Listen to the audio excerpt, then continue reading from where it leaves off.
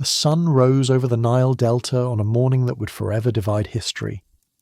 In the sprawling mud-brick quarters of Goshen, Hebrew mothers clutched their firstborn sons close, their fingers trembling as they checked the doorposts one more time. The blood was still there, dark streaks painted hastily in the night, a crimson declaration of faith against the coming darkness. Inside those marked homes, families huddled together, dressed for travel, staffs in hand, sandals bound tight, waiting for a deliverance they could barely comprehend. Beyond the slave quarters, in the grand palaces of Egypt's elite, a different sound pierced the pre-dawn stillness. It began as a solitary wail from the palace itself, then spread like wildfire through the city, a chorus of anguish that would echo through the centuries. The firstborn of Egypt lay dead. From Pharaoh's throne room to the lowest prisoner's cell, from the priest's chamber to the peasant's hovel, death had claimed its tribute. The final plague had fallen, and with it the spine of Egypt's resistance had shattered. This was not the beginning of Israel's story in Egypt. 4 centuries earlier they had arrived as honoured guests, brought by the favour of Joseph, that Hebrew slave turned vizier who had saved Egypt from famine. 70 souls had descended into the land of the pyramids, seeking refuge from drought and starvation. Egypt had welcomed them then, settling them in the fertile region of Goshen, where their flocks could graze and their families could flourish. For a time it had been good.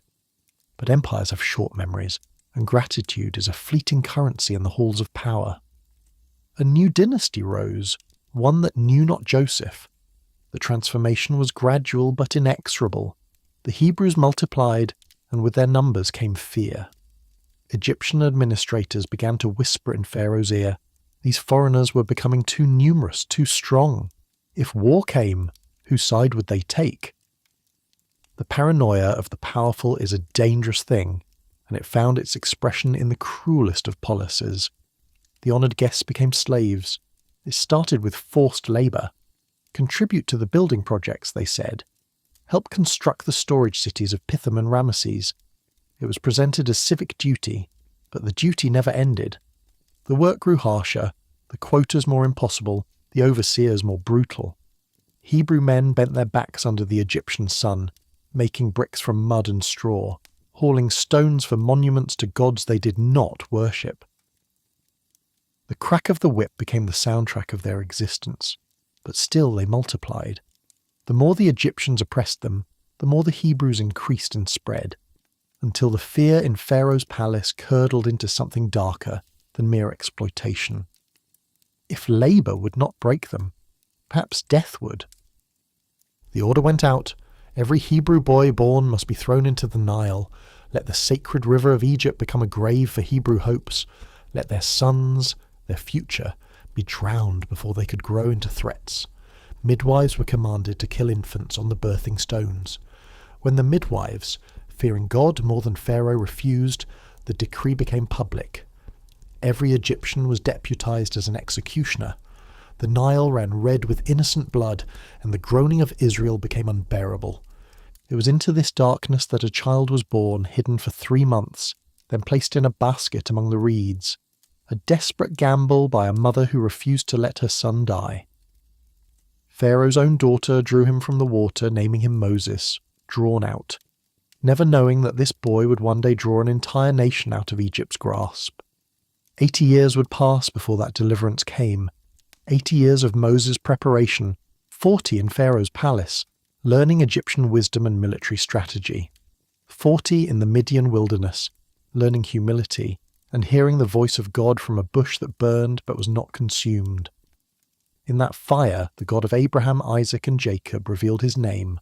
I am who I am, the eternal self-existent one, who had not forgotten the cries of his people. Moses returned to Egypt an old man with a staff and a commission. The God who had heard Israel's groaning under bondage was about to demonstrate his power in a way that would reverberate through history. What followed was not merely a political liberation, but a theological dismantling of Egypt's entire worldview. The 10 plagues were not random acts of divine fury. They were systematic, devastating demonstrations that the gods of Egypt were no gods at all. The Nile turned to blood, and Hapi, the god of the river that gave Egypt life, proved powerless to stop it. Frogs swarmed from the waters in such numbers that they invaded bedrooms and kneaded into bread dough. Heket, the frog-headed goddess of fertility, became a curse rather than a blessing. Then came gnats, so thick the Egyptian magicians could not replicate the plague, and confessed to Pharaoh, "This is the finger of God." Even those who practiced dark arts recognized a power beyond their comprehension.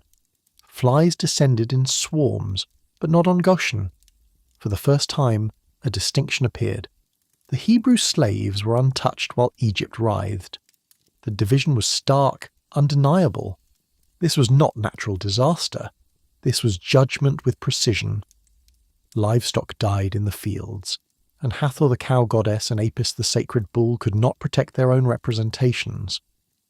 Boils erupted on Egyptian skin, so severe that even Pharaoh's magicians could not stand before Moses to oppose him, their own bodies betraying them. Hail hammered down from the sky, destroying crops and killing those who did not heed Moses' warning to bring their servants and animals indoors. Nut, the goddess of the sky, and Osiris, god of crops, shown to be as helpless as the people who prayed to them. Locusts came next, finishing what the hail had begun, devouring every green thing until Egypt's fields were barren and brown. Then darkness, thick, oppressive darkness that could be felt, lasting 3 days. Ra, the sun god, supreme deity of Egypt, was blotted out. In Pharaoh's ideology, he himself was the son of Ram, yet he sat in darkness while the Hebrew slaves had light in their dwellings. 9 times God struck. 9 times Pharaoh's heart hardened. The text records it with chilling repetition. Sometimes Pharaoh hardened his own heart, sometimes God hardened it. The theological tension is deliberate. Human rebellion and divine sovereignty intertwined. Each plague was an opportunity for repentance, but pride is a prison, and Pharaoh was its most committed inmate. God's purpose was clear. I will get glory over Pharaoh and all his host, and the Egyptians shall know that I am the Lord. The world needed to see that no power, political, military or spiritual, could stand against the God of Israel. But one plague remained, the most terrible of all. Moses delivered the message with a gravity that made even Pharaoh's court fall silent. At midnight, God himself would pass through Egypt. Every firstborn would die, from Pharaoh's heir to the firstborn of the lowliest servant, from the cattle in the fields to the prisoner in the dungeon. No household would be spared except those marked with the blood of a lamb. The Passover lamb had to be perfect, without blemish, a year old, valuable. Each household would take one on the 10th day of the month, keep it for 4 days so that the family would bond with it, then slaughter it at twilight. The blood would be painted on the doorposts and the lintel, 3 strokes forming a pattern that centuries later would be recognized as prefiguring a cross. The lamb would be roasted and eaten in haste, with unleavened bread and bitter herbs, while the family stood dressed for travel ready to flee. This was not merely a ritual, it was a declaration of faith. The blood on the door said, "We trust God's word over Egypt's might." It was a graphic, visceral reminder that life required death. The deliverance came through substitution, that only those covered by the blood would be protected when judgment fell. The instructions were precise because the stakes were absolute. Midnight came, the Lord struck. From the palace to the prison, from the temple to the poorest hut, Egypt's firstborn breathed their last. Pharaoh's own son, the crown prince, died. The high priest's son died. In homes across Egypt, parents stumbled into their children's rooms to find them cold and still. The wailing that erupted was unlike anything the ancient world had ever heard. Not the cry of battle defeat or natural disaster, but the soul-deep anguish of a nation that had lost its future in a single night. In Goshen, Hebrew families stood inside their blood-marked homes, hearing the cries in the distance, knowing that the angel of death was passing over them. They did not see the destroyer. They only knew that when morning came, their children still lived. Faith had become sight. Pharaoh rose in the night, he and all his servants and all Egypt, and there was a great cry, for there was not a house where someone was not dead. He summoned Moses and Aaron in the darkness, no longer defiant, no longer proud. His words came out broken. Up, go out from among my people, both you and the people of Israel, and go, serve the Lord as you have said. Take your flocks and your herds as you have said, and be gone, and bless me also. It was not permission, it was a plea. Bless me also. The mightiest ruler on earth was begging the slaves for a blessing, hoping that perhaps their God's wrath might be averted if they left quickly enough. Egypt urged the people to hurry, sending them out in haste. After 430 years, to the very day Scripture records, Israel departed. They left not as escapees, but as a nation, organized by tribes, carrying their possessions, driving their livestock before them. And they did not leave empty-handed. God had told them to ask their Egyptian neighbours for articles of silver and gold, for clothing. The Lord had given the people favour in the sight of the Egyptians, and they gave them what they asked. So they plundered Egypt, not through theft, but through gift, centuries of unpaid labour finally receiving compensation. 600,000 men on foot, besides women and children. Conservative estimates put the total number at over 2 million people, perhaps more. A mixed multitude went with them. Egyptians who had witnessed the plagues and chosen Israel's God, foreigners who saw deliverance and joined the exodus. They carried unleavened dough in kneading bowls wrapped in their cloaks, unable to wait for bread to rise. They moved with urgency, carrying everything they owned, and they carried something else, the bones of Joseph. Centuries earlier, as Joseph lay dying in Egypt, he had made his brothers swear an oath. God will surely visit you, and you shall carry up my bones from here. It was a prophetic declaration, a statement of faith that one day God would bring his people home. Through 400 years of slavery, through the rise and fall of dynasties, through the darkness of oppression, those bones had waited. Now, as Israel marched out of Egypt, they carried Joseph's remains with them, a witness to the faithfulness of God who keeps his promises even when centuries pass. The journey had begun. As the great multitude moved eastward from Ramesses towards Succoth, the dawn light revealed a sight no one had ever seen. An entire nation on the move, free for the first time in living memory. Children who'd been born in slavery walked beside parents who had never known anything but the overseer's whip. The elderly, who had given up hope of ever seeing deliverance, stumbled forward on aged legs, weeping with joy. The sound of their movement was like thunder, millions of footsteps, the bleating of sheep and goats, the lowing of cattle, the creak of carts, the murmur of voices speaking in wonder and disbelief. They were free. But freedom, as they would soon discover, was only the beginning of the journey. Leaving Egypt was one thing, becoming the people of God was another. The physical exodus had happened in a night. The spiritual transformation would take a generation. Behind them, in the great cities of Egypt, the mourning continued. In the palace, Pharaoh sat among his counselors, surrounded by death, and began to reconsider what he had done. The Hebrew slaves were gone. The labour force that had built his cities, worked his fields, and enriched his economy had departed, taking Egypt's wealth with them. The initial shock of the plague was fading, and in its place, something dangerous began to grow: regret. Ahead of Israel stretched the wilderness, unknown, unmapped, filled with dangers they could not yet imagine. They had no military training, no weapons to speak of, no experience with organised warfare. They were a rabble of former slaves held together by little more than shared suffering and the charismatic leadership of an old man with a staff. But they were not alone. As they marched, something appeared in the sky ahead of them, a pillar of cloud rising from the ground, moving before them like a guide. It was not natural, not random. It was the visible presence of God himself, the Shekinah glory made manifest, a theophany that would lead them through the wilderness. By day it would be a cloud, shielding them from the brutal desert sun. By night it would become fire, providing light and warmth, a constant reminder that the God who had delivered them from Egypt was still with them, still leading them toward a destination only he knew. Israel followed the cloud eastward, away from the slave pits, away from the pyramids, away from everything they had known.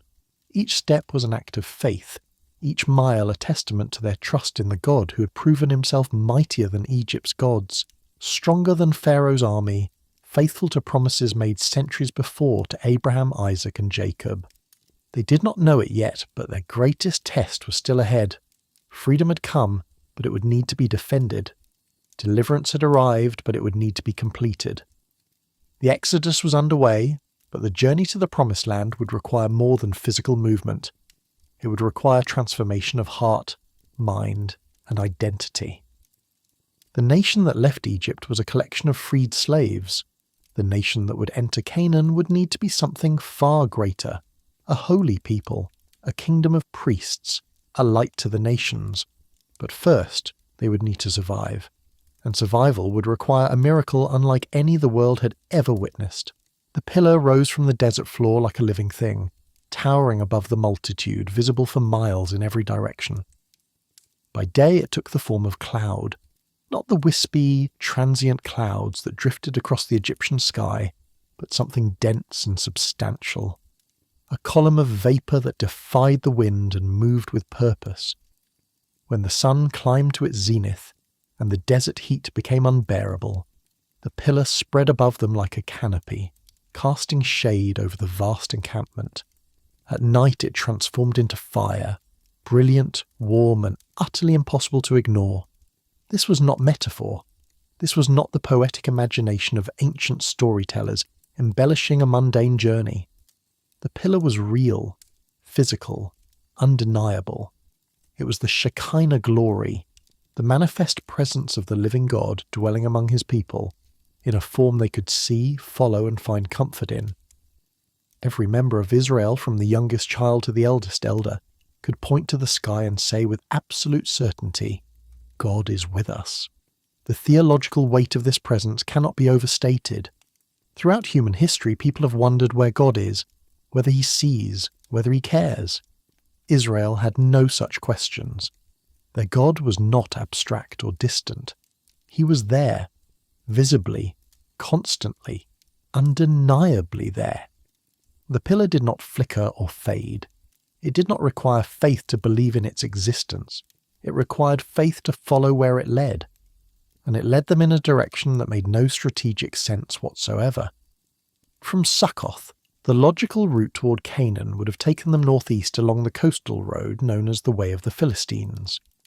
It was the ancient highway connecting Egypt to the Levant, well-travelled, with established water sources and settlements along the way.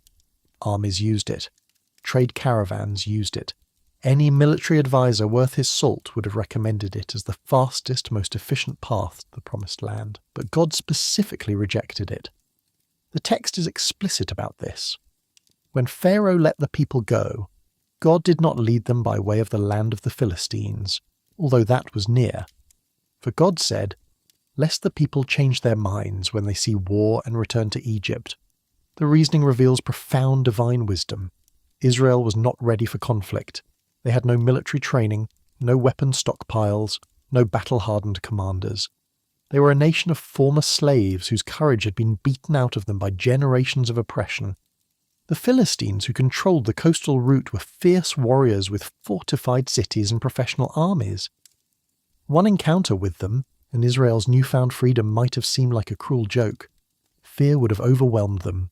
They would have turned back, choosing the familiar misery of Egypt over the uncertain dangers of liberty.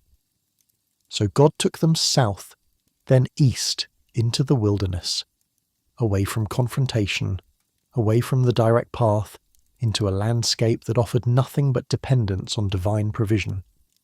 It was not the easy way. It was not the quick way. But it was the way that would teach them who their God was and who they were meant to become. The pillar led them from Succoth to Etham on the edge of the wilderness. The landscape changed as they travelled, the green delta giving way to arid plains, the cultivated fields replaced by sand and rock. Water became scarcer. Shade disappeared. The comfortable familiarity of Egypt, even Egypt in bondage, began to seem distant. Some must have wondered if they had made a terrible mistake. Then, at Etham, the pillar did something unexpected. Instead of continuing east into the open wilderness, it turned back toward the northwest, leading them to a place called Pihahiroth, situated between Migdol and the sea, directly opposite Baal-zephon. The route made no sense. They were doubling back, moving toward Egypt rather than away from it, positioning themselves with their backs to the sea and mountains hemming them in on either side, and it looked like a trap. It was a trap, but not for Israel. God's strategy was unfolding with precision. He was positioning his people in a way that would appear to Egyptian observers as military incompetence, perhaps even evidence of divine abandonment. "Look at them," Pharaoh's scouts would report. "They're wandering aimlessly, confused, hemmed in by the geography. The wilderness has shut them in. They're vulnerable, disorganized, ripe for recapture." The text records God's explanation to Moses: "Tell the people of Israel to turn back and encamp in front of Pihahiroth, between Migdol and the sea, in front of Baal-zephon. You shall encamp facing it, by the sea. For Pharaoh will say of the people of Israel, they are wandering in the land, the wilderness has shut them in. And I will harden Pharaoh's heart, and he shall pursue them, and I will get glory over Pharaoh and all his host, and the Egyptians shall know that I am the Lord." This was not confusion. This was calculation. God was baiting Pharaoh, creating the conditions for a final, decisive demonstration of divine power. The 10 plagues had systematically dismantled Egypt's gods. Now God would dismantle Egypt's military might in a way that would leave no room for doubt, no possibility of crediting human agency or natural phenomena. What was about to happen would be so undeniably supernatural that it would echo through the millennia. But Israel did not know this yet. As they made camp by the sea, with mountains on either side and water before them, some must have felt the first stirrings of doubt. Why had God led them here? What was the purpose of this seemingly vulnerable position? The pillar stood among them, fire by night and cloud by day, but its presence, while comforting, did not explain the strategy. The pillar's purpose extended beyond mere navigation. It was protection against the brutal desert environment. The cloud shielding them from heat that could kill, the fire providing warmth when desert nights grew cold. It was a constant reminder that they were not alone, that the God who had devastated Egypt with plagues had not abandoned them to die in the wilderness. It was a visible testimony to the surrounding nations that Israel served a God unlike any other. Throughout the ancient Near East, people worshipped gods they believed to be localized, tied to specific territories, cities, or natural features. The Egyptians had their gods of the Nile, the sky, the sun. The Canaanites had their Baals associated with particular mountains and valleys. But Israel's God moved. The pillar demonstrated that the Lord was not confined to Egypt or Canaan, not limited by geography or territory. Wherever his people went, he went. Whatever land they entered, he was already there. This was revolutionary theology made visible. The pillar also established a pattern that would define Israel's relationship with God throughout their wilderness journey. They did not decide when to move or where to go. When the pillar lifted, they packed up and followed. When it settled, they made camp, whether the location seemed ideal or not, whether they had been there for a day or a month. Their schedule was not their own. Their path was not self-determined. They learned to live in a state of constant readiness, constant dependence, constant submission to divine guidance. It was uncomfortable. It was inconvenient. It was exactly what they needed. Slavery had taught them to wait for orders from Egyptian taskmasters. Freedom would teach them to wait for direction from God. Slavery had taught them that their lives were not their own. Freedom would teach them that their lives belonged to someone far better than Pharaoh. The external circumstances had changed, but the internal transformation had barely begun. As they camped by the sea, the pillar standing sentinel among them, the routines of camp life developed. Families settled into their tribal areas. Children played in the sand. Livestock grazed on whatever sparse vegetation could be found. The elderly sat in the shade of tents, marvelling at the strange turn their lives had taken. Just days ago they had been making bricks in Egypt. Now they were free people camping in the wilderness, following a pillar of cloud and fire toward a land they had never seen. The psychological adjustment must have been immense. Freedom is harder than it sounds. In slavery, every moment is dictated. What to do, where to go, what to think. There is a terrible comfort in having no choices, no responsibility, no possibility of failure, because no possibility of success. Freedom demands something more: agency, decision-making, trust, hope. Israel was learning to live as free people, but the lessons were painful and slow. Some looked at the pillar with wonder and gratitude, others with questions and doubt. Why this route? Why so slowly? Why camp here, in this exposed position by the sea? The pillar did not explain itself. It simply was, present, constant, inexplicable, demanding trust without providing all the answers. This is the nature of following God. He leads not always by explanation, but by presence. He does not typically reveal the entire plan, only the next step. The pillar moved, and Israel followed. The pillar stopped, and Israel waited. To demand more information was to misunderstand the relationship. They were not generals being briefed on strategy. They were children being led by a father who knew the way even when they could not see it. The wilderness around them was harsh and unforgiving. To the west lay Egypt, civilization, the only home most of them had ever known. To the east lay unknown territory, danger, the promise of a land flowing with milk and honey, but also populated by giants and fortified cities. To the north and south stretched more wilderness, rock, sand, heat, and death for those who wandered unprepared. The pillar was their lifeline. Without it, they were lost. With it, they were led. This was the lesson of the wilderness, repeated in different forms throughout their journey.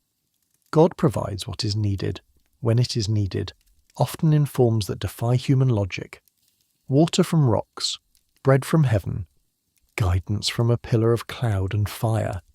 The wilderness was not punishment. It was classroom. The harsh environment was not abandonment. It was refinement. And so they camped by the sea, backs to the water, the pillar standing among them, unaware that their greatest test was racing toward them across the desert. In Egypt, news of their location had reached Pharaoh's court. Scouts had returned with reports. The Hebrews were trapped, confused, vulnerable. The king's counselors began to whisper. The initial shock of the final plague was wearing off. The economic reality of losing an entire slave labor force was setting in. And in Pharaoh's heart, that dangerous emotion began to grow again. The hardness, the pride, the refusal to accept that he had been defeated by a God he did not acknowledge. The pillar stood motionless by the sea, fire blazing against the night sky. In its light, Hebrew families gathered, speaking in low voices, wondering what tomorrow would bring. Children drifted off to sleep under the vast canopy of stars, the pillar's glow a strange but comforting nightlight in the wilderness. They slept peacefully, unaware that tomorrow they would need the pillar for something far more than guidance. They would need it as a shield between them and destruction. The cloud that had led them to this place would soon stand between them and death. The fire that warmed them would soon become a wall of terror to their enemies. The presence that had guided them through the wilderness would soon fight for them in ways they could not yet imagine. But tonight, they simply rested in its glow, trusting that the God who had brought them out of Egypt knew what he was doing, even if the path seemed strange, even if the destination remained unclear. The pillar burned on through the night, steady and sure, a beacon of divine presence in a dark world. And in that presence, Israel slept. The morning sun rose over Egypt's palace, illuminating halls that still echoed with morning. 5 days had passed since the final plague. 5 days since Pharaoh had begged Moses to take his people and leave. 5 days since the Hebrew slaves had walked out of Egypt carrying the nation's wealth with them. The initial shock was fading, replaced by something more dangerous, regret wrapped in wounded pride. Pharaoh sat in his throne room, surrounded by advisors who had buried their own sons, staring at reports from his overseers. The brick-making operations had ceased. The construction projects stood abandoned. The fields that Hebrew labourers had worked lay untended. The economic machinery of Egypt, built on the backs of slave labour for generations, had ground to a halt. The wealth that had walked out with Israel, gold, silver, fine clothing, represented a staggering loss. But worse than the material cost was the humiliation. Egypt had been brought to its knees by the god of slaves. What have we done? The question hung in the air, spoken perhaps by Pharaoh himself, perhaps by his counselors. What have we done, letting Israel go from serving us? The phrasing is telling, not what have we done oppressing them for centuries, not what have we done provoking the wrath of their God. Instead, what have we done letting our workforce escape? Even after 10 plagues, even after the death of every firstborn, the perspective remained fundamentally unchanged. Israel was property that had been lost, assets that needed to be reclaimed. The human heart's capacity for self-deception is remarkable. Pharaoh and his court had witnessed supernatural devastation. They had seen the Nile turn to blood, darkness that could be felt, death that struck with surgical precision. They had confessed, in moments of desperation, that the finger of God was at work.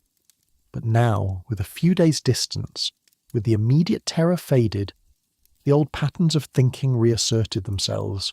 Perhaps the plagues had been coincidence. Perhaps Moses had been a clever magician. Perhaps their gods had simply been testing them, and now it was time to restore order. The human mind will perform extraordinary gymnastics to avoid acknowledging uncomfortable truths, especially when those truths require fundamental change. And so the decision was made. Israel would be pursued, recaptured, returned to bondage. The slaves had gotten a head start, but they were on foot, burdened with children and elderly, moving slowly with their flocks. Egypt had chariots. The order went out across the kingdom, mobilise the army. What assembled was the most formidable military force in the ancient world. 600 chariots of choice troops, the elite units, the best warriors, the fastest horses. But that was just the beginning. The text adds, all the chariots of Egypt and captains over all of them. The entire chariot force of the empire, thousands of vehicles, each carrying a driver and a warrior armed with bow, spear and shield. Behind them, infantry by the tens of thousands, support units, supply trains. This was not a punitive raid. This was a full military operation designed to crush any resistance and return the escaped slaves in chains. The chariot was the ancient world's ultimate weapon. Speed, mobility, firepower, and psychological terror combined in one platform. Standing in formation, the chariot corps would have been a breathtaking and horrifying sight. Horses snorting and pawing the ground, bronze armour gleaming in the sun, wheels fitted with bronze or iron, the thunder of hooves promising death to anyone who stood in their path. Infantry could be outmanoeuvred. Fortified positions could be bypassed. But chariots charging across open ground were virtually unstoppable. Israel had no chariots. They had no cavalry. They had no organised military structure whatsoever. They were shepherds and brickmakers, women and children, a multitude held together by little more than shared heritage and recent trauma. Against Egypt's war machine they stood no chance. Pharaoh himself led the pursuit, his heart hardened once more by God for one final demonstration of divine power. The text is explicit about this. I will harden Pharaoh's heart, and he shall pursue them, and I will get glory over Pharaoh and all his host, and the Egyptians shall know that I am the Lord. This was not cruelty. This was justice laced with mercy toward others. Every empire was watching. Every surrounding nation was taking notes on what had happened in Egypt. If Israel simply walked away and Egypt let them go, the narrative could be controlled, reinterpreted, minimized. But if Egypt pursued with full military might and was still defeated, devastatingly, undeniably, publicly defeated, then every nation on earth would know that the God of Israel was supreme. The demonstration had to be complete. The Egyptian army moved out, a column of dust visible for miles, the sound of marching feet and rolling wheels like distant thunder. They followed the route the scouts had reported, south and east, tracking the massive trail left by millions of people and their livestock. It was not difficult. Israel had made no attempt to hide their path. Why would they? They were following a pillar of cloud, not trying to evade pursuit. The Egyptians made good time, Chariots and trained soldiers could cover ground far faster than families with small children. The gap between the armies closed steadily. 1 day passed, then 2. The scouts reported back. Israel was camped by the sea at Pi-hahiroth, hemmed in by mountains, backs to the water. It was perfect. They had trapped themselves. Meanwhile, in the Israelite camp, life continued in blissful ignorance. Families went about their daily routines, preparing food, caring for livestock, children playing in the sand. The pillar stood among them, a constant presence they were learning to take for granted. 5 days of freedom had not erased the habits of slavery, but they had begun to feel the first stirrings of hope. Perhaps this new life was real. Perhaps the terror was behind them. Perhaps Egypt would let them go. Then someone looked toward the western horizon and saw the dust cloud. At first it might have been dismissed, a desert wind perhaps, or a distant sandstorm. But the cloud grew larger, closer, and with it came a sound. Faint at first, then unmistakable. The rumble of thousands of feet, the rattle of chariot wheels, the organized thunder of an army on the march. The people of Israel lifted up their eyes, and behold, the Egyptians were marching after them. The realization spread through the camp like wildfire. Egypt was coming, the army was coming, Pharaoh himself was coming. The freedom that had seemed so real 5 days ago was revealed to be an illusion. They were about to be dragged back to the brick pits, or more likely, slaughtered where they stood as a warning to anyone else who might consider rebellion. Panic seized the multitude. They feared greatly. The text understates what must have been absolute chaos. Mothers grabbed their children. Men seized whatever weapons they had. Shepherds' staffs, knives meant for slaughtering animals, rocks. But what were stones against chariots? What were staffs against trained warriors? They were trapped. Sea before them, mountains on either side, the Egyptian army closing from behind. In their terror they did 2 things. First, they cried out to the Lord. In extremis, even those whose faith was weak remembered the God who had brought them out. It was not yet the practiced prayer of mature believers, nor the desperate scream of the drowning. But God hears such prayers. Second, they turned on Moses with bitter accusation. Is it because there are no graves in Egypt that you have taken us away to die in the wilderness? What have you done to us in bringing us out of Egypt? Is not this what we said to you in Egypt? Leave us alone that we may serve the Egyptians. For it would have been better for us to serve the Egyptians than to die in the wilderness. The sarcasm is cutting, the accusation devastating. No graves in Egypt. Egypt was nothing but graves, pyramids, tombs, monuments to death. But fear makes people cruel, and terror strips away gratitude. 5 days ago they had celebrated liberation. Now they blamed their liberator for the consequences of freedom.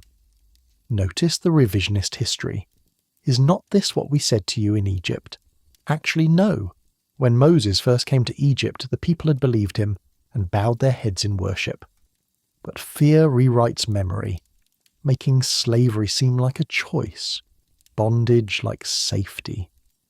The temptation to return to familiar misery rather than face unknown danger is deeply human. Better the devil you know than the God you're still learning to trust. It would have been better for us to serve the Egyptians than to die in the wilderness. This was not just complaint, it was theology, a declaration that God had led them into a trap, that Moses was either a fool or a fraud, that their only hope was surrender and return to bondage. It was also the first of many such complaints that would characterize Israel's wilderness journey. Freed from Egypt but not yet free in their hearts, they would spend 40 years learning that liberty requires more than absence of chains. Moses stood before the terrified multitude, behind him the approaching army, before him the sea, around him 2 million people screaming accusations and predictions of doom. It was a crucible moment. Everything depended on what happened next. Not just Israel's physical survival, but their understanding of who God was and what he could do. Moses raised his voice above the chaos. His words became some of the most important ever spoken to the people of God. Fear not. Not try not to be afraid or, I understand you're scared. Simply, fear not. It was a command, an imperative, a declaration that fear, however natural, was not the appropriate response to their situation. Stand firm. Literally station yourselves. Take your position. Stop running in circles, stop panicking, stop trying to fix this with human effort. Plant your feet and wait. See the salvation of the Lord, which he will work for you today. See it. Watch it happen. This deliverance belongs to God, not to human strategy or strength. You are about to witness something that will define you as a nation. For the Egyptians whom you see today, you shall never see again. This was promise and prophecy combined. The army that seemed so terrifying, so overwhelming, so inevitable. They were about to vanish from history, not defeated in battle, not driven back, eliminated. And then the final declaration: the Lord will fight for you, and you have only to be silent. You have only to be silent. Stop strategizing, stop complaining, stop trying to negotiate with Egypt or make plans for surrender. Be still, watch, wait. Let God do what only God can do. It was an impossible command requiring impossible faith. Behind them, the sound of the Egyptian army grew louder. Dust rose on the horizon. The glint of bronze and iron became visible. Chariots crested distant hills.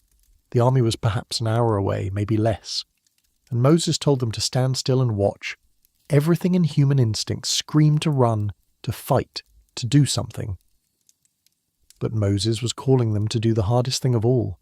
Trust completely. Act not at all.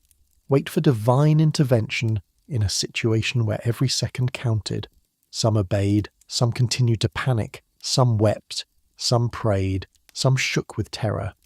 But all of them, in that moment, learned something fundamental about the God they served.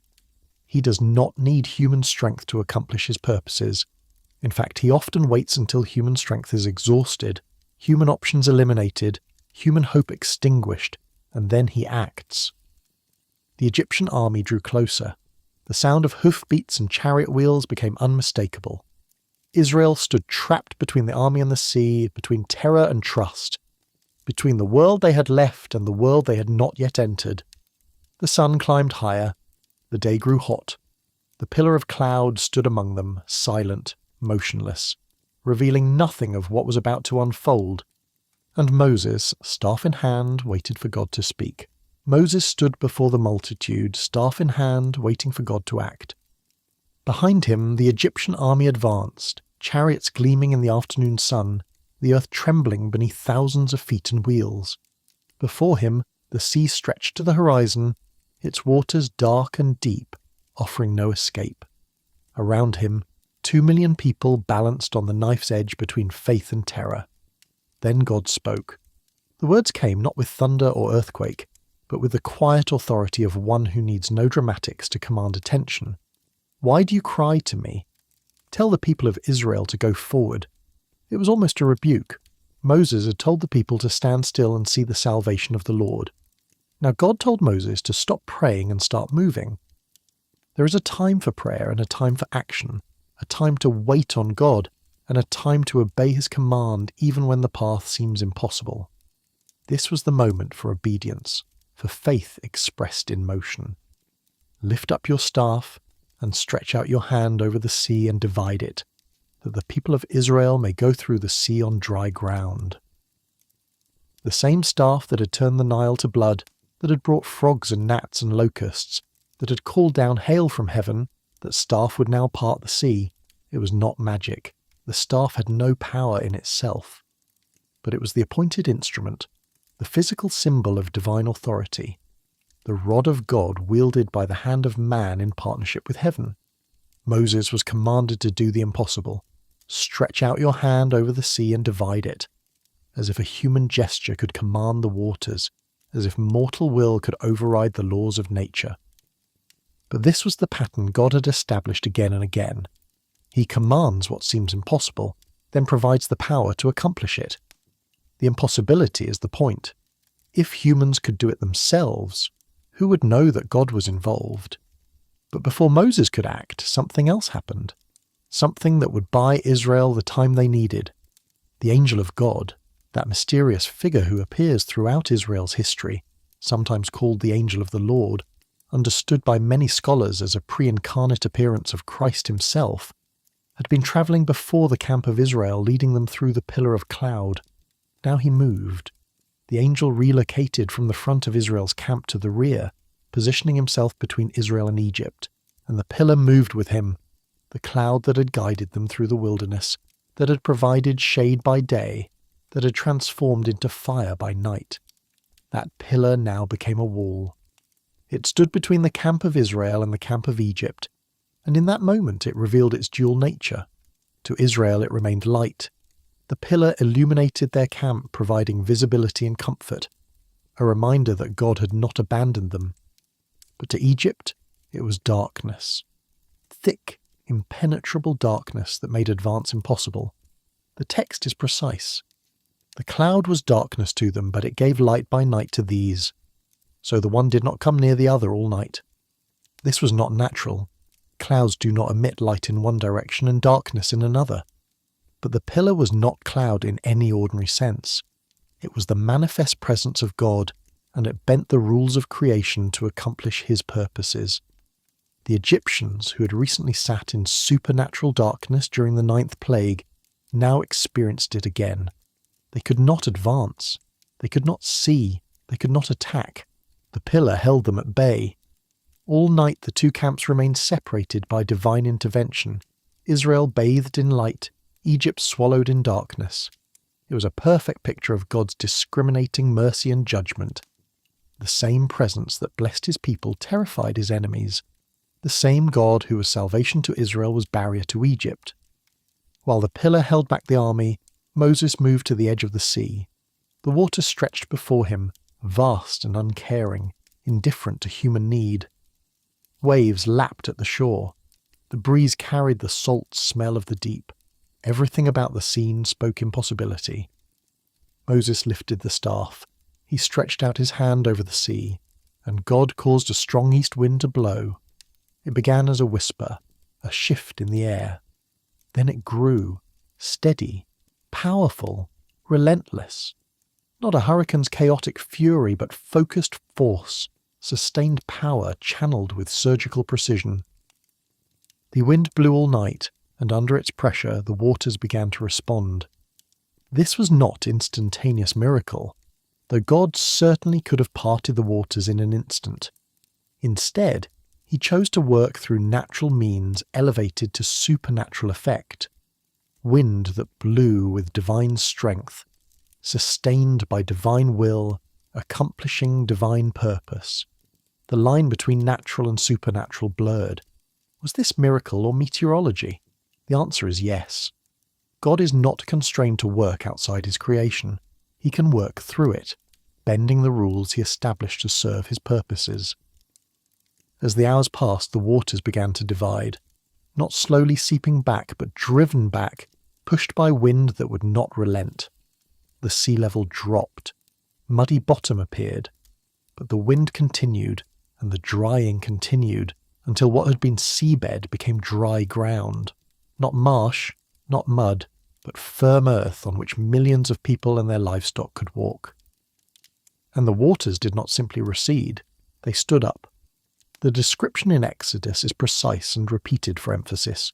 The waters were divided, and the people of Israel went into the midst of the sea on dry ground, the waters being a wall to them on their right hand and on their left.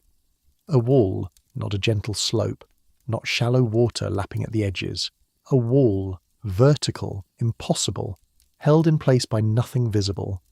Later, in the Song of Moses, the imagery becomes even more dramatic. At the blast of your nostrils the waters piled up, the flood stood upright as a heap, the deeps congealed in the heart of the sea. The deeps congealed. The waters froze not in temperature but in position, held rigid by divine command, defying gravity and fluid dynamics and every law that governs how water behaves. It was as if the sea itself held its breath, waiting to see what would happen next. As dawn broke and the pillar's light revealed what God had done, Israel stared at the impossible made real. Where there had been water, now there was a path. Where there had been barrier, now there was highway. The walls of water rose on either side, perhaps 30 feet high, perhaps higher, towering above the dry ground, glinting in the early morning light, held in place by nothing but the word of God. Some must have stood paralysed, unable to process what they were seeing. Water does not behave this way. Seas do not split. The impossible does not happen, except it just had. The evidence was before their eyes, undeniable, overwhelming. Others approached the edge tentatively, testing the ground with cautious feet. Was it really dry? Would it hold their weight? The first steps into the seabed must have required extraordinary courage. Every instinct screamed that the walls would collapse, that the waters would come crashing down, that this was madness. But the ground was firm, the walls held steady, and Moses, staff still raised, commanded the people, "Go forward." The crossing began. Families gathered their children and possessions. The elderly were helped to their feet. Livestock were driven forward. Tribe by tribe, clan by clan, family by family, Israel began to walk through the sea. Not around it, not over it, through it, with walls of water rising on either side. Imagine the sensory experience, the smell of salt and seaweed, the dampness in the air, the sound of water held in suspension, not crashing waves but an eerie stillness, as if the sea itself was waiting. Looking up at the walls, perhaps seeing fish frozen in the held water, marine life trapped in the moment of miracle. Sunlight filtering through the translucent barriers, casting strange, shifting shadows on the seabed below. Some walked quickly, eager to reach the far shore. Others moved slowly, overwhelmed by the impossibility of it all. Children stared wide-eyed at the walls of water, pointing at things they saw within them. The elderly wept, scarcely believing that after a lifetime of slavery, they were walking through a parted sea toward freedom. The crossing took hours. With 2 million people, even organised and moving steadily, the logistics were staggering. The path through the sea must have been wide, perhaps hundreds of yards across, to accommodate such a multitude. The walls of water stretched for what might have been miles, holding back the deep while God's people passed through. This was baptism before baptism had been named. Paul would later write that Israel was baptized into Moses in the cloud and in the sea, passing through water as an act of faith, leaving the old life behind, emerging on the other side as a new creation. Egypt represented bondage, sin, death. The far shore represented freedom, promise, life. And the passage between them was through water that should have killed them, but instead became the means of their salvation. The theological weight is staggering. The same element that would later destroy Egypt became the path of deliverance for Israel. Water, chaos, the abyss. Throughout Scripture, these represent forces that threaten to overwhelm humanity.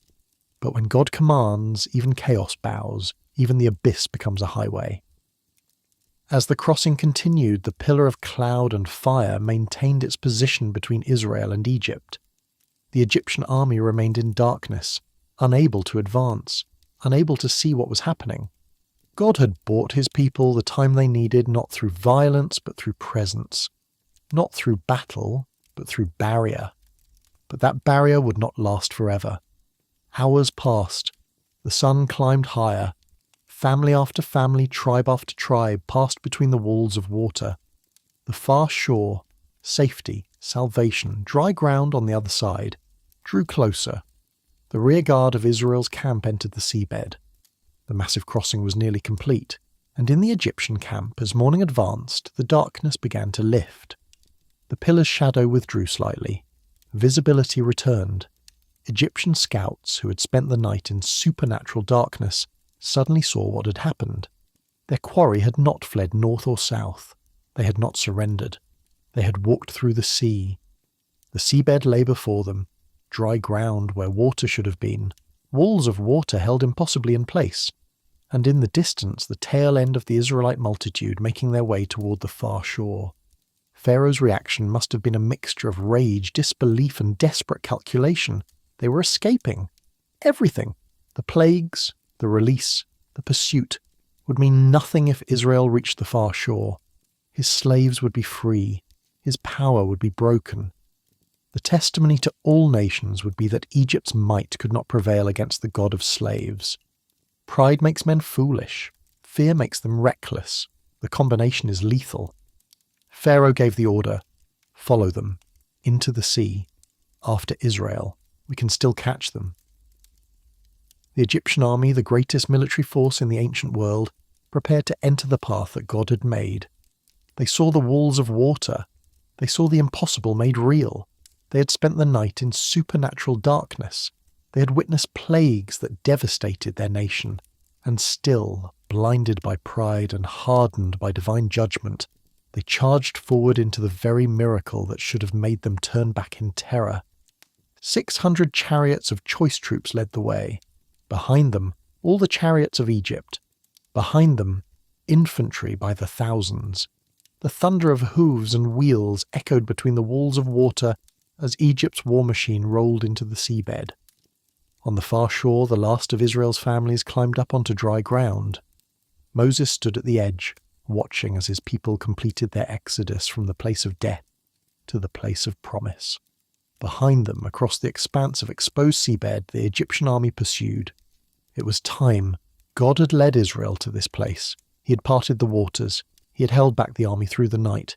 He had provided the path of escape. Now he would complete the deliverance in a way that would leave no doubt for Israel or for Egypt or for any nation that heard the story about who ruled the sea and commanded the waters. Moses stood at the edge of the shore, staff in hand, and waited for the final command. The walls of water towered on either side, held in place by divine decree, waiting to fulfill their purpose. Not just deliverance for Israel, but judgment for Egypt. Not just salvation for the oppressed, but demonstration to all the world that the Lord reigns supreme. The Egyptian chariots rolled into the seabed with the confidence of men who had never known defeat. Bronze wheels bit into the ground where water should have been. Horses snorted and tossed their manes, nervous perhaps at the unnatural walls rising on either side, but driven forward by their riders' commands. The infantry followed in ordered ranks, spears and shields glinting in the morning sun, certain that superior training and equipment would carry the day. They had made a fatal miscalculation. What worked for Israel by divine permission would become a death trap for Egypt by divine judgment. The same path that meant deliverance for God's people would become destruction for their oppressors. The Egyptians saw the parted waters and assumed they could follow, confusing God's mercy toward Israel with permission for themselves, mistaking a miracle of salvation for a mere natural phenomenon they could exploit. Pride is not merely foolishness, it is blindness. It makes men charge into traps while believing they are pursuing victory. The entire Egyptian force committed to the seabed, all the chariots, all the horsemen, all of Pharaoh's army. The text emphasizes the totality. They followed Israel into the midst of the sea. There was no reserve force held back, no strategic caution, no acknowledgement that perhaps entering a supernaturally parted sea was not the wisest military decision. The hardness of Pharaoh's heart had infected his entire command structure. They had learned nothing from the plagues. They had learned nothing from the darkness that had held them at bay all night. They charged forward, driven by rage and pride and the desperate need to reclaim what they considered their property. Israel stood on the far shore, watching their pursuers enter the seabed. Some must have felt terror return. The army was still coming, still pursuing. Would the deliverance prove temporary after all? Others perhaps felt a grim satisfaction seeing their oppressors follow them into the trap. Moses stood at the edge, staff raised, waiting. The Egyptian army advanced deeper into the seabed, the walls of water towering on either side. Perhaps some of the soldiers felt unease. Perhaps some looked up at the impossible walls and wondered if they should turn back. But armies move on momentum and command, and the command was clear: pursue, overtake, recapture. Then came the morning watch, the final watch of the night, the hours between 3 and 6 in the morning when darkness begins to give way to dawn. It was in this watch that the Lord looked down on the Egyptian army from the pillar of fire and cloud. The text describes what happened next with economy but devastating effect. The Lord in the pillar of fire and of cloud looked down on the Egyptian forces and threw the Egyptian forces into a panic. The pillar that had guided Israel, that had held back Egypt in darkness, that had stood as visible testimony to God's presence, that pillar now became an instrument of judgment, What it meant to look down in this context, we can only imagine. Perhaps the pillar shifted, turning its attention from barrier to weapon. Perhaps fire flashed within the cloud. Perhaps a sense of overwhelming dread fell upon the soldiers, the supernatural terror that seizes men when they realize they are not fighting mortals, but facing the divine. Panic is an army's greatest enemy. Training evaporates. Chain of command collapses. Courage fails. Every man becomes concerned only with his own survival, and panic in an enclosed space between walls of water on ground that should be seabed would be catastrophic. But the panic was not merely psychological. Something physical happened to the Egyptian war machine. He clogged their chariot wheels so that they drove heavily. The wheels, bronze or iron-fitted, engineered for speed and maneuverability, began to malfunction. Some translations say they came off entirely. Others say they became stuck. The precise mechanism matters less than the effect. Egypt's primary weapon system failed.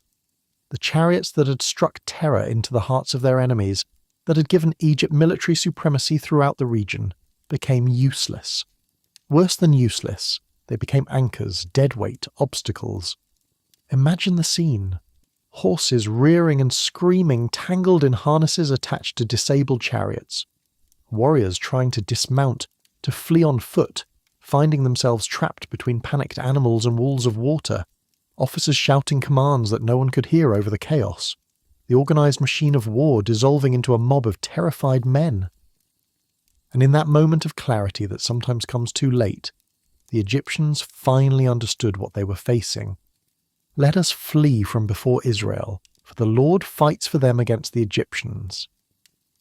It was the confession that should have come after the first plague, or the 5th, or the 10th.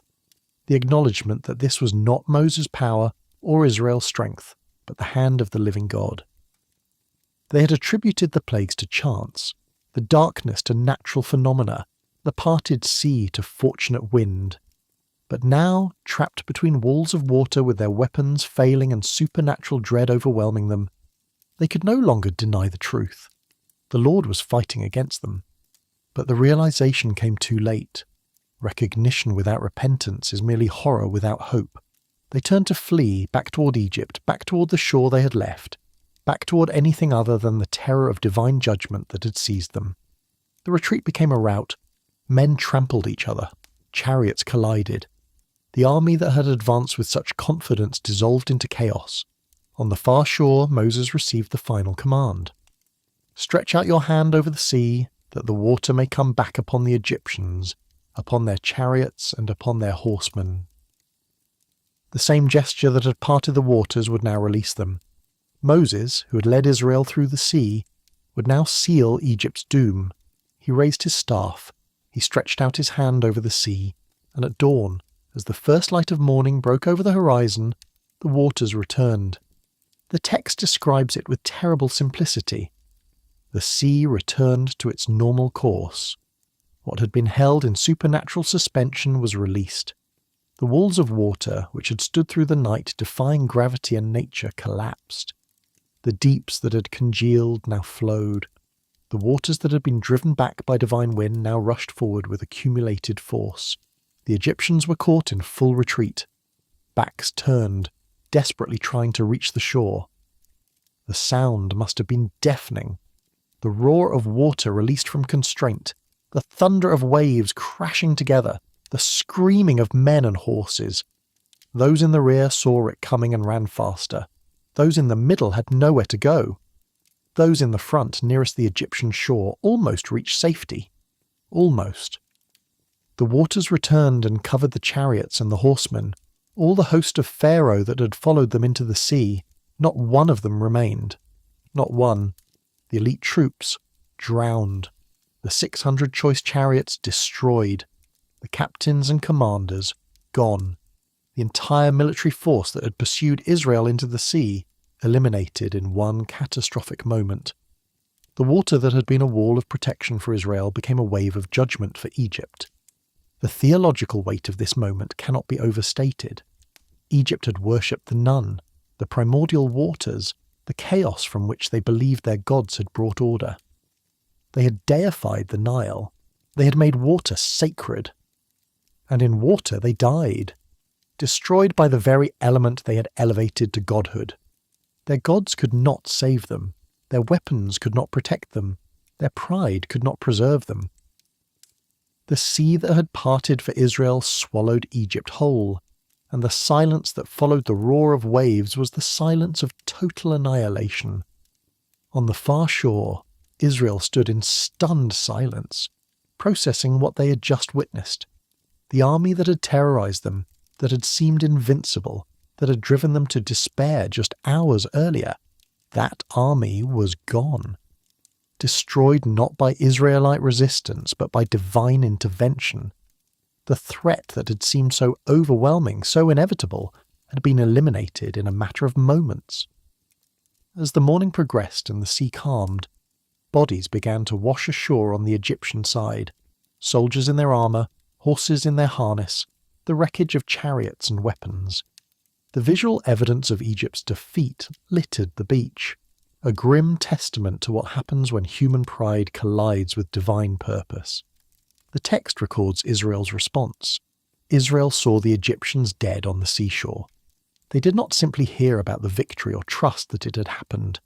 They saw it with their own eyes, the physical proof that Egypt's power was broken, that their oppressors were gone, that the threat would not return.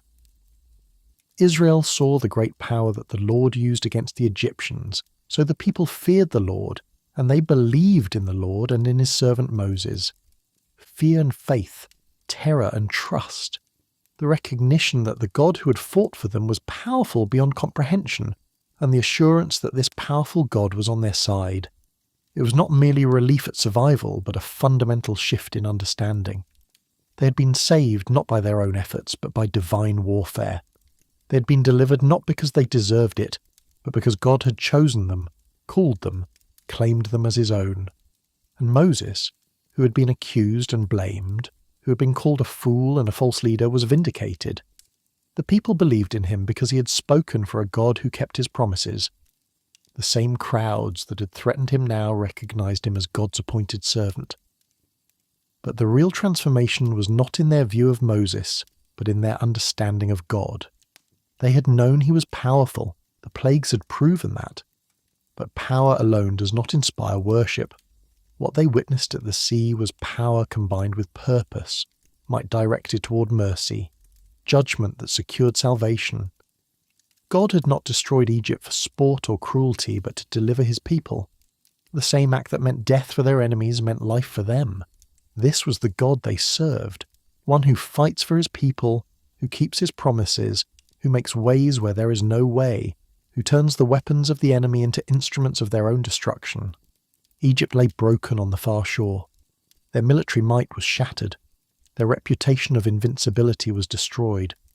The empire that had enslaved Israel for 4 centuries could not prevent their departure. The power structure that had seemed eternal had been revealed as temporal, fragile, completely subject to the God of the universe. News of what happened at the sea would spread throughout the ancient world. Decades later, when Israel approached Canaan, Rahab the prostitute would tell the spies, "We have heard how the Lord dried up the water of the Red Sea before you when you came out of Egypt." The testimony would reach Philistines and Moabites, Edomites and Canaanites. Every surrounding nation would know that Israel's God was not to be trifled with. The destruction of Egypt's army was not merely military victory but theological demonstration. Every plague had targeted a specific Egyptian deity, proving them powerless. The parting of the sea and destruction of the army provided the capstone, proof that no power, natural or supernatural, could stand against the Lord. Egypt would recover economically over time. New pharaohs would arise. The empire would continue for centuries. But something had broken that day at the sea. The myth of Egyptian supremacy, the belief that their gods were supreme, the confidence that their military could crush any opposition. Israel, standing on the far shore amid the wreckage of their oppressor's army, understood something fundamental. They served a God who was willing and able to fight for them. Not a distant deity requiring appeasement, not a capricious force demanding sacrifices, but a covenant-keeping God who heard their cries and acted on their behalf. The Exodus was complete. Egypt lay behind them, defeated and drowning. The wilderness lay ahead, unknown and challenging. But between them and their past stood the testimony of the sea, the waters that had parted for their salvation and closed on their enemies' destruction. They would remember this moment. In times of doubt, when future challenges seemed overwhelming, when their own faithlessness made them question God's commitment, they would remember, our God parts seas, our God drowns armies, our God delivers his people. The sun rose higher, illuminating a changed world. Egypt mourned its losses, Israel celebrated its freedom, and the waters of the sea returned to their normal course, held in their depths the testimony that the God of Israel reigns supreme, that his word accomplishes what he purposes, that those who oppose him will be broken, and those who trust him will be saved. The destroyer of armies had proven himself the deliverer of slaves, and the people who had walked through the sea on dry ground would never be the same. Silence fell over the shore of the sea. 2 million people stood together, staring at the evidence of their deliverance. The wreckage of chariots washing onto distant beaches, the bodies of soldiers floating in calm waters, the complete and total absence of the threat that had seemed so overwhelming just hours before. The terror that had gripped them was gone. The despair that had made them curse Moses had evaporated. In its place came something unexpected, something they had not felt in generations of slavery. Joy. Not mere relief, not simply the absence of fear, but genuine, overwhelming, exuberant joy. And joy, when it encounters the sacred, becomes worship. Moses, the old prophet who had led them through the sea, who had raised his staff to part the waters and release them back again, began to sing.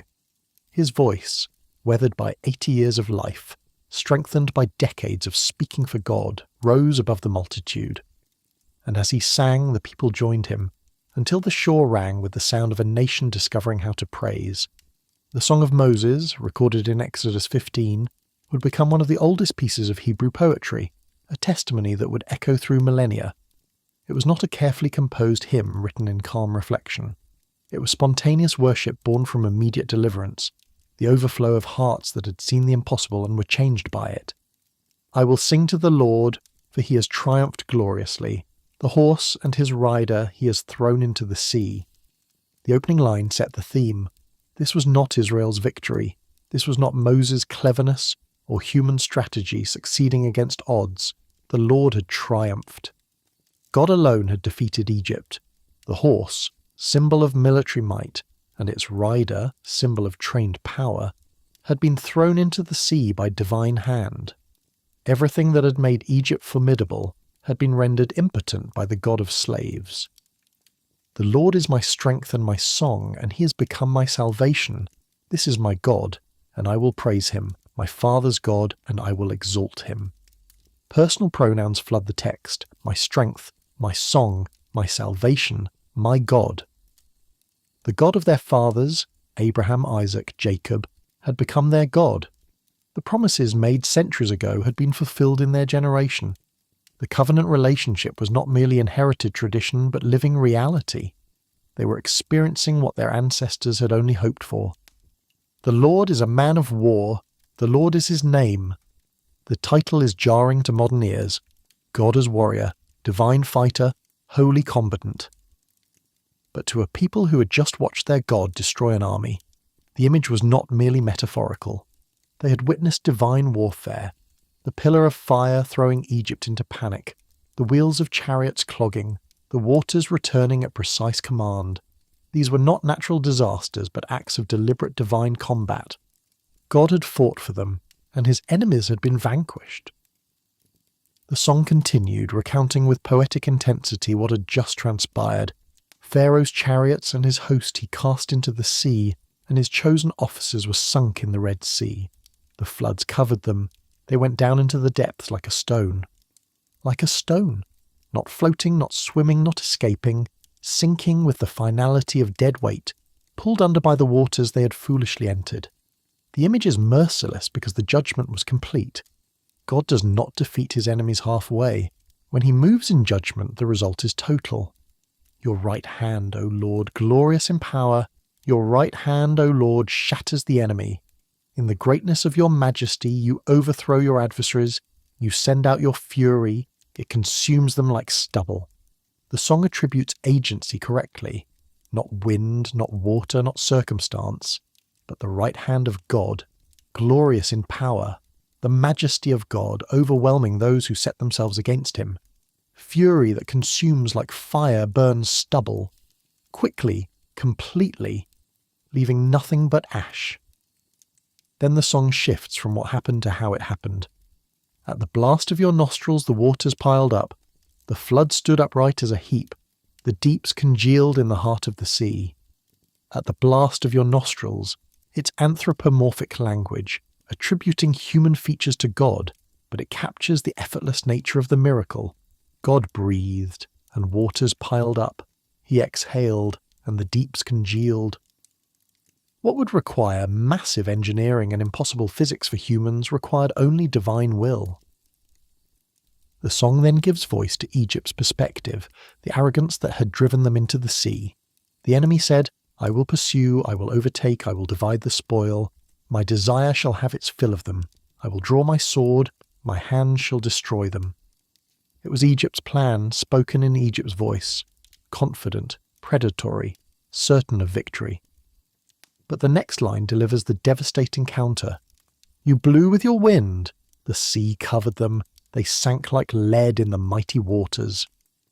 God's response to human boasting is often silence followed by action. Egypt declared what they would do. God demonstrated what he could do. Pride proclaimed.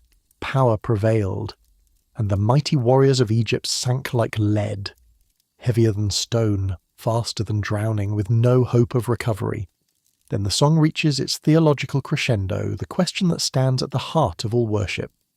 Who is like you, O Lord, among the gods? Who is like you, majestic in holiness, awesome in glorious deeds, doing wonders? It was rhetorical but necessary. Egypt had gods by the dozens, Ra and Horus, Isis and Osiris, Sobek and Set.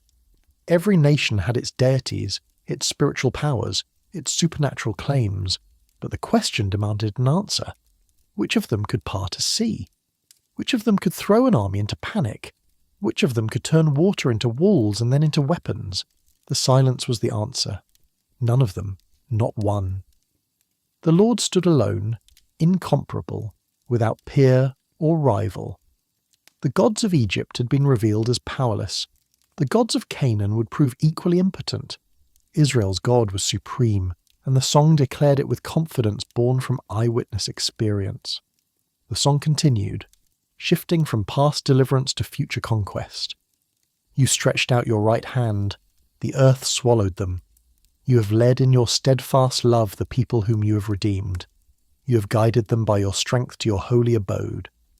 Past tense blending into present reality. The deliverance at the sea was not the end but the beginning. God had redeemed them for a purpose, to guide them to his holy abode, to bring them to the place he had prepared. The Exodus was not merely escape from Egypt, but journey toward something better, toward the land promised to their fathers, ultimately toward Mount Zion where God would dwell among them. But before arrival would come intimidation, and the song prophetically describes what would happen when surrounding nations heard about the sea. The peoples have heard, they tremble. Pangs have seized the inhabitants of Philistia. Now are the chiefs of Edom dismayed. Trembling seizes the leaders of Moab. All the inhabitants of Canaan have melted away. Terror and dread fall upon them. Because of the greatness of your arm, they are still as a stone, till your people, O Lord, pass by, till the people pass by whom you have purchased. This was not arrogance, but prophecy. The terror was coming. 40 years later, when Israel stood on the edge of the promised land, Rahab would confess that her people had heard of the Red Sea, and their hearts had melted with fear. The destruction of Egypt's army was not local news. It was international headline. Every kingdom would know. Every leader would tremble. The reputation of Israel's God would precede them. The song concludes with vision and declaration. You will bring them in and plant them on your own mountain, the place, O Lord, which you have made for your abode, the sanctuary, O Lord, which your hands have established. The Lord will reign forever and ever. This was ultimate hope, not merely survival, not just freedom, but habitation with God. They would be planted like trees in his mountain. They would dwell in his sanctuary, and his reign, unlike Pharaoh's, unlike any earthly king's, would last forever. Empires rise and fall, kingdoms come and go. But the Lord's throne is eternal, his dominion without end. As Moses sang these words, the people responded in antiphonal fashion, voices joining, building, creating a symphony of worship that had never been heard before. This was the first corporate worship service of the freed nation of Israel.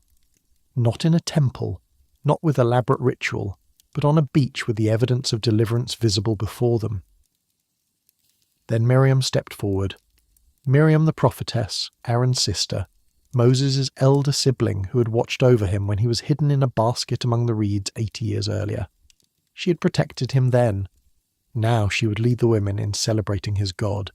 She took a tambourine in her hand, and all the women followed her with tambourines and dancing. The presence of tambourines is remarkable. These were instruments of celebration, of joy, of festival worship. But Israel had left Egypt in haste, barely able to pack necessities. They had fled with unleavened bread because there was no time for dough to rise. Yet someone, whether Miriam or others, had packed tambourines. It was an act of faith before the deliverance. It was preparation for worship before there was anything to celebrate. It suggested that some in Israel, despite the terror and uncertainty, had believed that God would deliver them, and that when he did, they would need instruments to properly express their joy. Miriam led the women in responsive singing, her voice echoing Moses' words, "Sing to the Lord, for he has triumphed gloriously. The horse and his rider he has thrown into the sea." The women danced, not the restrained movement of solemn ceremony, but exuberant, uninhibited celebration. They had been slave women who watched their sons thrown into the Nile. They had been mothers who bore children in bondage with no hope of better futures. They had been daughters who knew only the overseer's whip and the taskmaster's cruelty. Now they were free. And their freedom demanded physical expression. Feet that had walked through parted seas now danced on dry ground. Hands that had made bricks now clapped in rhythm. Voices that had groaned under oppression now sang in triumph. The sight must have been extraordinary. Hundreds of thousands of women, perhaps millions, moving together in worship, their voices carrying across the wilderness, their joy infectious and overwhelming. This was not performance, but participation, not entertainment, but engagement with the holy.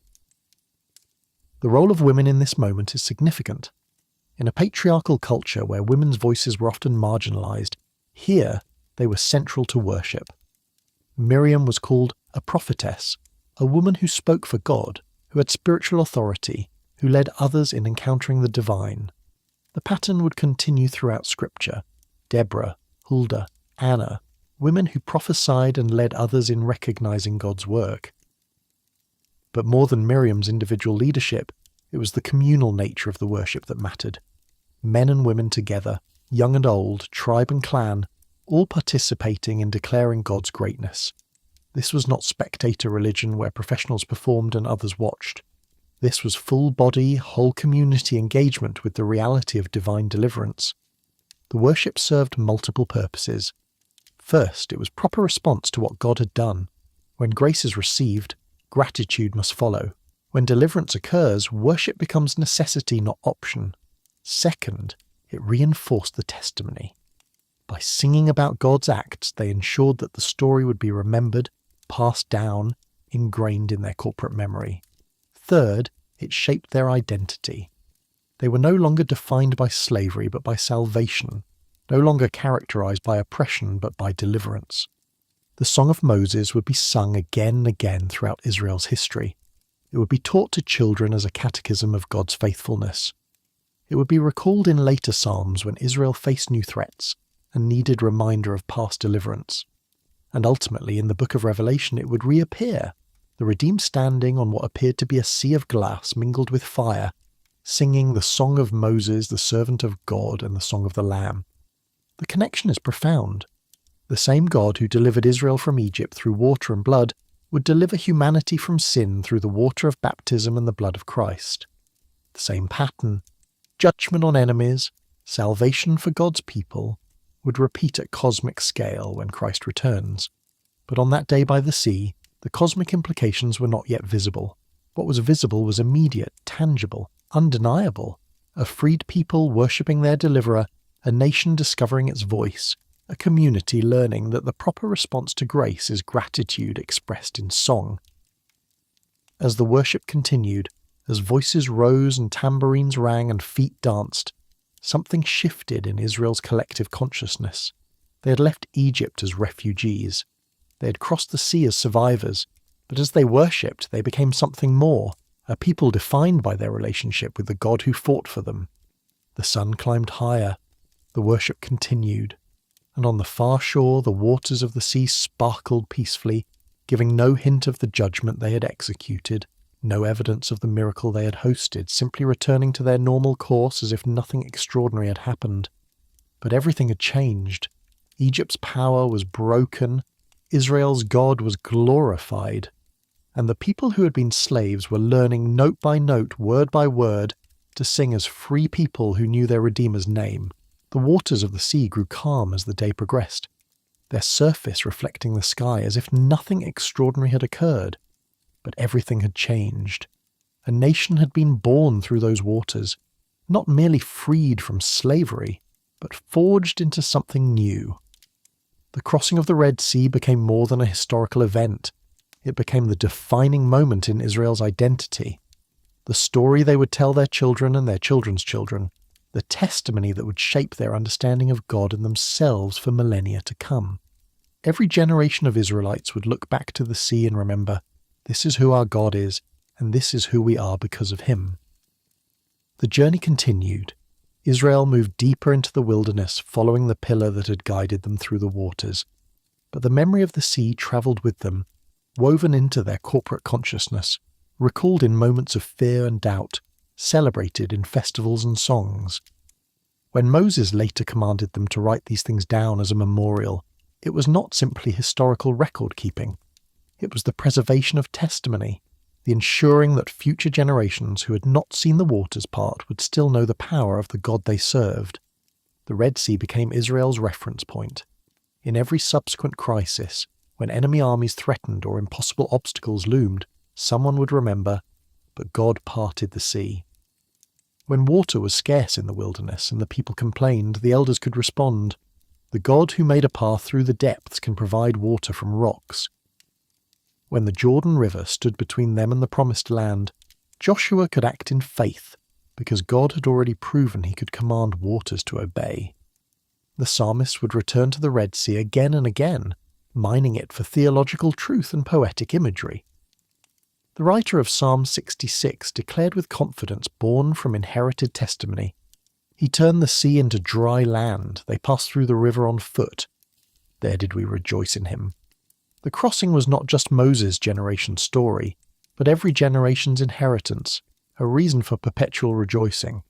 Psalm 78, that great recital of Israel's history, recounts the moment with emphasis on God's supernatural intervention. He divided the sea and let them pass through it, and made the waters stand like a heap. In the daytime he led them with a cloud, and all the night with a fiery light. He split rocks in the wilderness and gave them drink abundantly as from the deep. He made streams come out of the rock and caused waters to flow down like rivers. The sea crossing established the pattern, God making ways through the impossible, providing from the improbable, sustaining his people through means that defied natural explanation. But perhaps the most sobering reflection comes in Psalm 106, which pairs the miracle with Israel's subsequent failures. He rebuked the Red Sea, and it became dry, and he led them through the deep as through a desert. So he saved them from the hand of the foe and redeemed them from the power of the enemy. And the waters covered their adversaries, not one of them was left. Then they believed his words, they sang his praise, but they soon forgot his works. They did not wait for his counsel. The pattern would repeat throughout their history. Deliverance, worship, forgetfulness, rebellion, judgment, crying out, "Deliverance again." The Red Sea proved that God could save. Israel's subsequent wilderness wanderings proved that even the most dramatic deliverance does not automatically produce lasting faithfulness. Transformation requires more than spectacular miracles. It requires sustained obedience and deepening relationship. Yet God's faithfulness remained constant even when Israel's proved fickle. Psalm 136, that great litany of God's enduring love, includes the Red Sea in its catalogue of divine acts. To him who divided the Red Sea in two, for his steadfast love endures forever, and made Israel pass through the midst of it. For his steadfast love endures forever, but overthrew Pharaoh and his host in the Red Sea, for his steadfast love endures forever. 3 times the refrain repeats, God's love endures. The parting of the sea was not random power display but covenant love in action, faithful commitment to promises made generations before. The prophets, speaking to later generations who faced different threats and different exiles, would invoke the Red Sea as guarantee of future deliverance. Isaiah, addressing people about to go into Babylonian captivity, reminded them of their heritage. Was it not you who dried up the sea, the waters of the great deep, who made the depths of the sea a way for the redeemed to pass over? The God who had delivered their ancestors from Egypt could deliver them from Babylon. The pattern established at the sea would repeat because God's character had not changed. More remarkably, Isaiah prophesied not just remembrance but repetition. Thus says the Lord, who makes a way in the sea, a path in the mighty waters. Remember not the former things, nor consider the things of old. Behold, I am doing a new thing. Now it springs forth. Do you not perceive it? I will make a way in the wilderness and rivers in the desert. The Red Sea was both past reality and future promise. God would make ways through impossibilities again because that is who he is.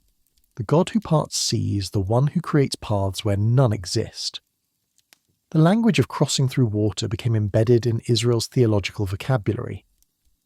When they finally entered the Promised Land, the Jordan River stood in their path, not as wide as the Red Sea, but swollen with spring floods, as formidable a barrier as the sea had been.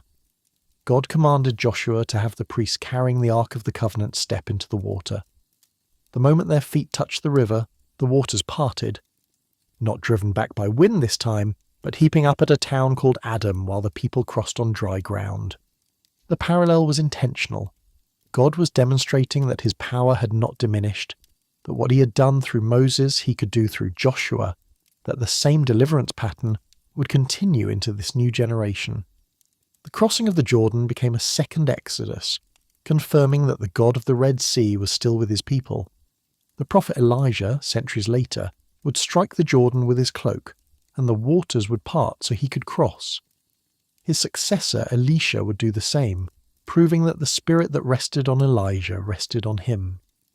The parting of waters became a sign of genuine prophetic authority, a demonstration that the God who had parted the Red Sea continued to work through his chosen servants. But the theological significance of the Red Sea went deeper than military deliverance or miraculous crossings. It became a type, a foreshadowing of spiritual realities that would find ultimate fulfillment in Christ. The Apostle Paul would write to the Corinthians, reflecting on Israel's wilderness experience. I do not want you to be unaware, brothers, that our fathers were all under the cloud, and all passed through the sea, and all were baptized into Moses in the cloud and in the sea. Baptized. Paul used the language of Christian baptism to describe what happened at the Red Sea, seeing in that ancient crossing a prefigurement of the sacrament that would initiate believers into Christ. The pattern was clear. Passage through water marked transition from old life to new. Israel entered the sea as newly freed slaves, still defined by Egypt, still carrying the psychological scars of bondage. They emerged on the far shore as the people of God, with Egypt literally behind them, drowned in the depths. The water became a barrier between what they had been and what they were becoming. Christian baptism follows the same pattern.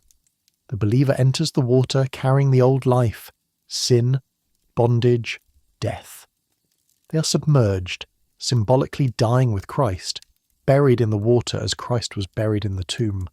They emerge on the other side, raised to new life, the old identity drowned, the new identity begun. What happened to Israel corporately at the Red Sea happens to believers individually in baptism.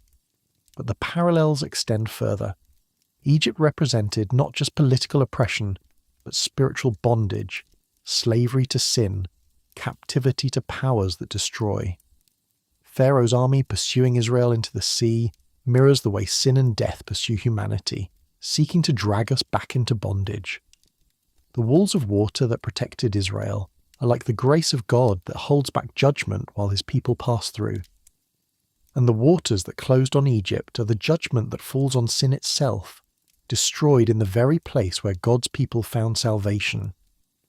Christ himself spoke of his death using Exodus language. In Luke's Gospel, when Moses and Elijah appeared with Jesus on the Mount of Transfiguration, they discussed his departure that he was about to accomplish at Jerusalem. The Greek word used is exodus. His death would be the ultimate exodus, the final deliverance from bondage to sin and death. Jesus passed through the waters of death, descended into the grave, and emerged victorious on the other side, having destroyed the power that held humanity captive. His resurrection was the ultimate Red Sea moment, God making a way through the impossible, defeating the enemy in the very place where death seemed to have won, bringing his people through to the other side alive and free. The book of Revelation brings the Red Sea imagery full circle. John's vision includes a scene that deliberately echoes Exodus 15. And I saw what appeared to be a sea of glass mingled with fire, and also those who had conquered the beast and its image and the number of its name, standing beside the sea of glass with harps of God in their hands.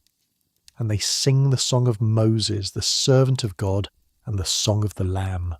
The redeemed stand beside another sea, not literal water, but the crystalline pavement of heaven, mingled with fire as the pillar had been fire and cloud. And they sing the same song, the song of Moses, celebrating deliverance from Pharaoh, and the song of the Lamb, celebrating deliverance from sin and death. The two songs are one because the two deliverances reveal the same God doing what he has always done, saving his people through judgment on their enemies, making ways through impossible barriers, bringing them safely to the far shore. For the modern reader, for anyone who faces circumstances that seem overwhelming, the Red Sea offers both comfort and challenge. The comfort is in knowing that the God who parted waters for Israel still makes ways where there is no way. The challenge is in trusting him, even when the path forward is unclear, even when enemies pursue, even when water stands before us and mountains hem us in.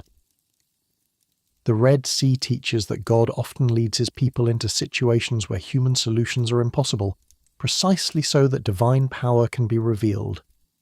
He positions us at the edge of seas not to abandon us, but to demonstrate that he is the God of the impossible. When every option is exhausted, when human strength has reached its limit, when the situation seems hopeless, that is often exactly where God wants us, because that is where faith must become sight. The Red Sea also teaches that deliverance is not always immediate. Israel spent a night trapped between the army and the sea, in darkness, in fear, wondering if God had abandoned them. The pillar held back Egypt while the wind blew and the waters parted. It took time, it required waiting, it demanded trust in the midst of darkness. God's timing is not always our timing, but his timing is always perfect.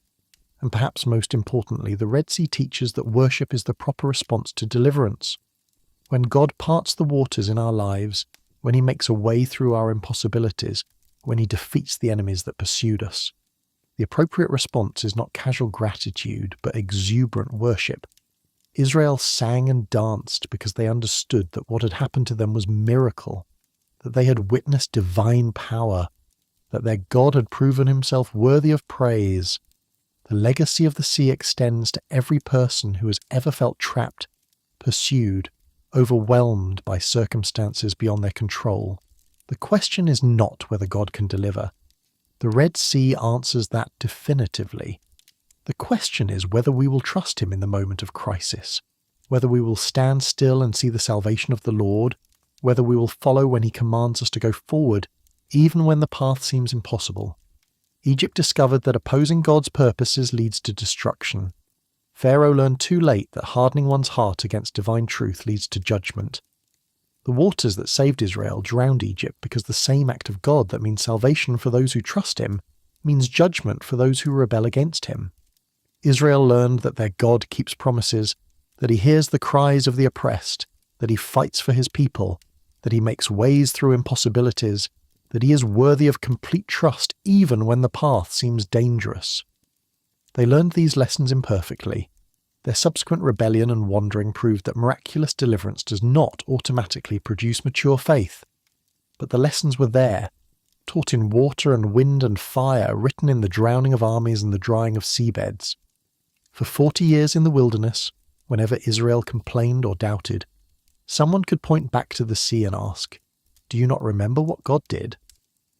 When they faced the giants of Canaan and wanted to turn back, Caleb and Joshua could say, "The God who parted the sea is with us." When they sinned and faced judgment, Moses could intercede based on God's reputation.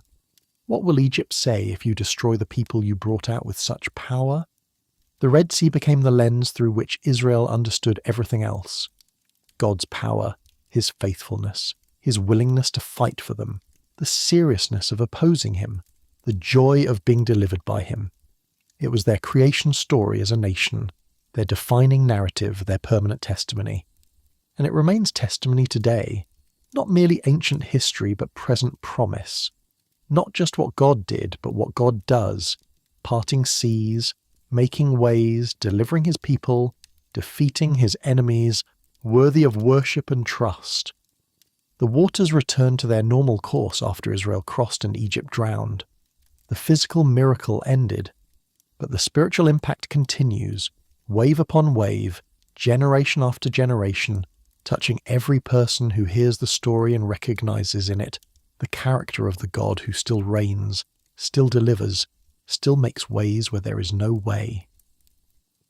The pillar of cloud and fire that led Israel through the wilderness would eventually give way to the temple, the tabernacle, the presence of God dwelling among his people in more permanent form. But the pattern established at the sea remained. God with his people, God fighting for his people, God proving himself faithful to his promises. Until finally, in the fullness of time, God himself would come in flesh, would be called Emmanuel, God with us, would lay down his life as the ultimate Passover lamb, would pass through death and emerge victorious, would lead captivity captive and set the prisoners free.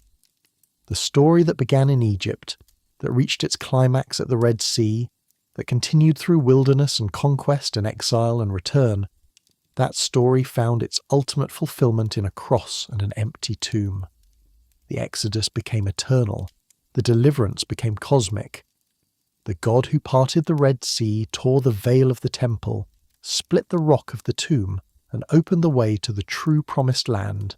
Not Canaan, but heaven itself, not temporal rest, but eternal life. And so the song continues. Moses and Miriam sang it on the shore of the sea. The psalmist sang it in the temple courts. The prophets proclaimed it to exiles longing for home. The apostles preached it to a world in bondage to sin. The church sings it still, in every language, in every land, in every generation that discovers what Israel discovered. That our God parts seas, that he makes ways through impossibilities, that he delivers his people, that he defeats his enemies, that he is worthy of all worship and trust. The Red Sea stands as eternal testimony that when God says he will save, he saves. When he makes a promise, he keeps it. When his people are trapped and pursued and desperate, he makes a way. And when his enemies pursue them into the place of deliverance, those enemies discover what Egypt discovered, that the same God who saves his people destroys those who oppose them. The waters of the sea have long since returned to their normal course. The beach where Israel sang is silent now. The evidence of chariots and armies has dissolved into history, but the testimony remains, written in Scripture, carved into the collective memory of God's people, proclaimed to every generation. The Lord reigns forever and ever. He has triumphed gloriously. The horse and his rider he has thrown into the sea. And that truth, that God still reigns, still triumphs, still delivers, is as relevant today as it was the morning Israel stood on the far shore and sang the song of salvation. The sea divided, God delivered, the people worshipped, and the legacy endures.